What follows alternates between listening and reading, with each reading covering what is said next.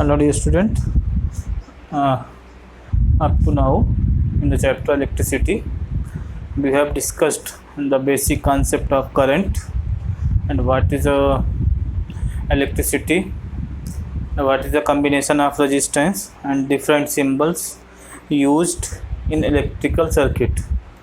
These all things we have discussed, and series, parallel combination and some numericals I have also discussed in previous lecture. But इस lecture में बेटा हमको last और सबसे important topic पढ़ना है. क्या है वो? इलेक्ट्रिकल एनर्जी, या इसी को हम हीट एनर्जी बोलते हैं. ठीक है बेटा. तो इलेक्ट्रिकल एनर्जी होती क्या है, आप थोड़ा सा समझने की कोशिश करो.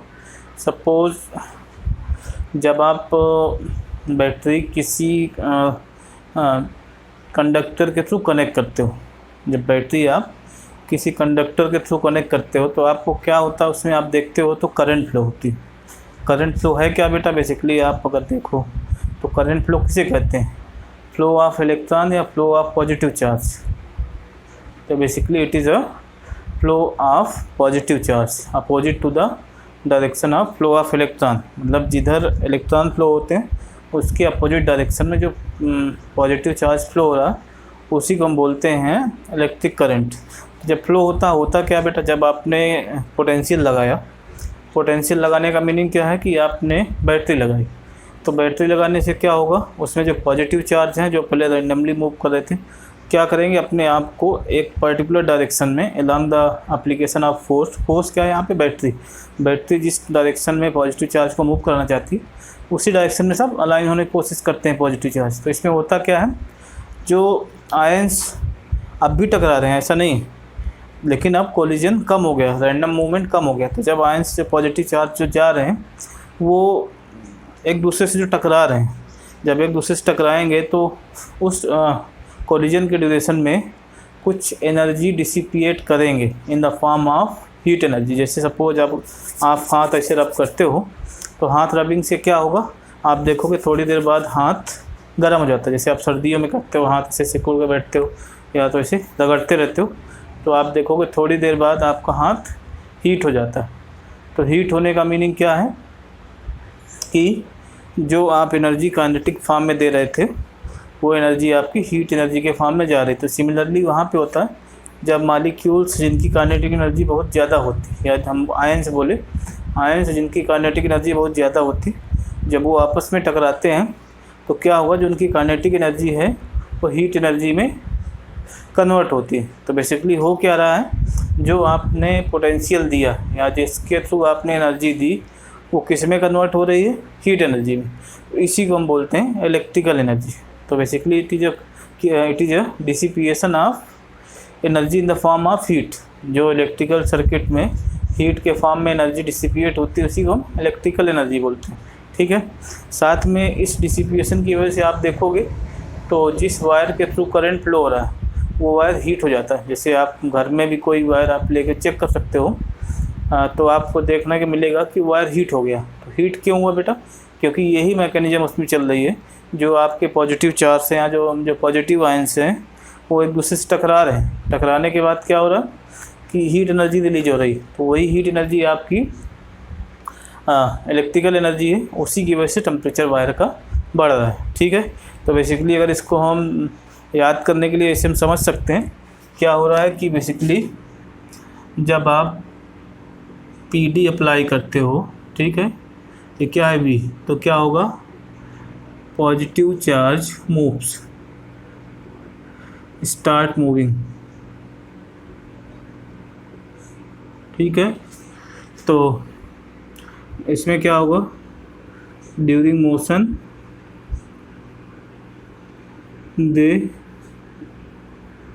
Collide with each other. ठीक है. इस कोलिजन में क्या होगा, due to collision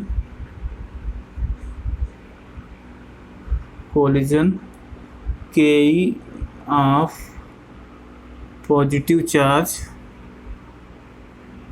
is converted into heat energy. Heat energy. अब इसी हीट एनर्जी को, ये जो है आपका हीट एनर्जी,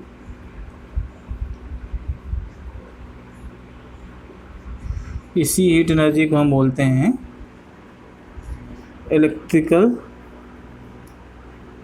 एनर्जी। ठीक है बेटा, इसी हीट एनर्जी को हम क्या बोलते हैं? Electrical energy. ये तो इसकी बेसिक डेफिनेशन थी जो मैंने आपको एक्सप्लेन किया अभी तक। आप क्या करना, आपको इसका मैथमेटिकल एक्सप्रेशन क्या बेटा? तो बेसिकली है क्या, जो वर्क डन होता है जब कोई चार्ज मूव करता है, तो जो वर्क डन होता है इसमें वही होता है आपका हीट एनर्जी या इलेक्ट्रिकल एनर्जी। ठीक है, मैथमेटिकल एक्सप्रेशन में आप देखोगे तो हमने ये V इज इक्वल टू पढ़ा था W/Q। ठीक है, W/Q, इसी को आप करोगे तो W इज इक्वल टू हो जाएगा V इंटू Q। तो इसी को हम बोलते हैं हीट एनर्जी और इलेक्ट्रिकल एनर्जी। ठीक है बेटा, तो इसको आप लिखोगे W is equal to V को लिखोगे IR, Q को IT, तो फाइनली क्या हो जाएगा I²RT। ठीक है, ये टाइम है आपका, T जो है ये टाइम, तो ये रिलेशन हो जाएगा W is equal to I²RT। तो ये जूल अगर आप इसको लिख रहे हो तो जूल का मीनिंग आपको I एम्पियर में लेना है, R को भी आपको M के सिस्टम या वोल्ट पर एम्पियर में लेना है, और T आपका सेकेंड में लेना है। तो इसकी यूनिट आएगी W की जूल। तो जो हीट एनर्जी है या जो वर्क एनर्जी है, इसकी यूनिट आ जाएगी जूल, और इसका फार्मूला होगा I²RT। ठीक है बेटा, इसके बाद इसी में एक टर्म है नेक्स्ट पावर। पावर क्या होती है बेटा? जैसे कि आपने पावर पढ़ा है, पावर इज व्हाट, अगर इसको आप देखोगे work done per unit time, यही पढ़ा बेटा। पर यूनिट टाइम जितना वर्क डन होगा उसको हम क्या बोलते हैं? पावर। तो पावर की डेफिनेशन ये होगी basically P is equal to W/T, work done upon time. ठीक है, तो इसमें आप वैल्यू पुट करोगे तो I²R/T/T, से T से T कैंसिल हो जाएगा, तो P इज इक्वल टू आ जाएगा बेटा I²R। ये है इलेक्ट्रिकल सर्किट में जो पर सेकंड हीट एनर्जी डिसिपिएट हो रही है या जो पावर रिक्वायर्ड है। ठीक है, इसका यूनिट अगर आप देखोगे तो पावर की यूनिट क्या होती है बेटा? वाट, या इसी को हम बोलते हैं जूल पर सेकंड। तो ये इसकी यूनिट है। तो ये बेटा इलेक्ट्रिकल एनर्जी या वर्क एनर्जी या पावर के बारे में हमने डिस्कस किया। ठीक है, इसके बेस पे हम कुछ न्यूमेरिकल भी कर सकते हैं। ठीक है, देख लो, मैं NCERT से एक न्यूमेरिकल ले लेता हूँ, उसको कंप्लीट कर लेते हैं। नेक्स्ट बेटा हमको पढ़ना है 1 किलोवाट आवर। ठीक है, 1 kilowatt into hour, 1 kilowatt into hour, 1 unit क्या होती है? इसको बेटा हमको समझना कि 1 किलोवाट आवर या 1 यूनिट क्या होती है। ठीक है, बेसिकली जो आप घर में यूज करते हो कि कितना यूनिट बिल आया, ठीक है, इतना यूनिट इस बार ज़्यादा आ गया, गर्मियों में ज़्यादा आता है, सर्दियों में कम आता, कंजम्पशन कम होता, तो 1 यूनिट होती क्या है वो आपको जानना चाहिए। तो बेसिकली 1 यूनिट हम कैसे डिफ़ाइन करते हैं? अगर आप उसको आप देखोगे तो जो आपकी पावर थी, पावर आपने देखा था, power is equal to W/T था। ठीक है, वर्क डन अपॉन टाइम। तो पावर की जैसे यूनिट आप लिखते थे वाट, और इनको सेकंड में ऐसे लिखते थे, आ जाती थी आपका वर्क डन। ठीक है, अब इसमें क्या करना है, इसको आप कह दो किलोवाट में, इसको ले रहे हैं। ठीक है, इसको आप बोल दो आवर में, तो किलोवाट आवर, 1 किलोवाट आवर ही आपका 1 यूनिट है। अब इसका सिग्निफिकेंस क्या है, मतलब क्या है कि अगर आप 1 घंटे में जो पावर है वो 1 किलोवाट आप कंज्यूम कर रहे हैं, 1 घंटे में अगर आप 1 किलोवाट पावर कंज्यूम कर रहे हैं तो उसको हम बोलते हैं 1 यूनिट। अब आप जैसे बल्ब की रेटिंग देख लो, बल्ब जो हम बोलते हैं इसे 100 वाट का है, 100 वाट का है, इसकी मीनिंग क्या बेटा, वाट का मीनिंग क्या है, पर सेकंड, जूल पर सेकंड। तो इसका मीनिंग क्या है, 1 सेकंड में कितना जूल करता है आपका वो, 100 जूल, 100 जूल पर सेकंड। ठीक है, तो उसकी रेटिंग है आपकी 100 वाट। अगर यही एनर्जी बढ़ के 1 घंटे में 1 किलोवाट आ रहा है, 1 किलोवाट आ जाए, 1 घंटे में एनर्जी कंजम्पशन या एनर्जी का जो यूज है वो 1 किलोवाट आ जाए, 1 किलोवाट आ जाए, तो उसको हम बोलेंगे 1 किलोवाट। जैसे एसी में आप बोलते हो कि घर के जो कनेक्शंस होते हैं, आप बोलते हो कि इसका कनेक्शन 2 किलोवाट का है या 3 किलोवाट का, उसका मीनिंग यही है कि आप 1 आवर में कितनी मैक्सिमम एनर्जी वहाँ से आप ले सकते हो। ठीक है, तो बेसिकली वही है। तो 1 unit is what, it is nothing but 1 kilowatt our. इसको अगर आप वाट में कन्वर्ट करना चाहते हैं तो 1 यूनिट इज इक्वल टू क्या हो जाएगा, 1 unit is equal to 1 kilowatt into hour. इसको आप लिख सकते हो 10⁻³ वाट इंटू आवर 60, ठीक है, इंटू 60 इंटू 60 सेकेंड हो जाएगा, क्योंकि 1 आवर में 1 मिनट, ठीक है, 1 आवर में 1 मिनट, सॉरी 1 आवर में 60 मिनट एंड 1 मिनट में 60 सेकेंड। तो बेसिकली क्या हो जाएगा 3600 10⁻³ वाट सेकेंड। ठीक है, तो 1 unit is equal to this, या इसी को आप क्या बोल सकते हो, 1 unit is equal to watt 3600 kilowatt into second.